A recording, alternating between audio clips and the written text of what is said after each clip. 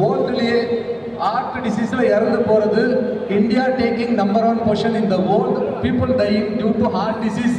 Mainly பார்த்தீங்கன்னா heart attack முன்னாடிலாம் 50 வயசு 60 வயசுக்கு மேலே கேள்விப்படுவோம். இப்போலாம் பார்த்தீங்கன்னா ஸ்டார்ட் ஃப்ரம் ஸ்கூல் ஸ்டூடெண்ட்ஸுக்கு வருது ஹார்ட் அட்டாக், இன்ஃபேண்ட்டுக்கு வருது, பெரியவங்களுக்கு வருது, ஜிம்முக்கு போகிறவங்களுக்கு வருது. யாருக்கு வேணாலும் அது போல் எமர்ஜென்சி வரதுக்கான சான்சஸ் இருக்குது.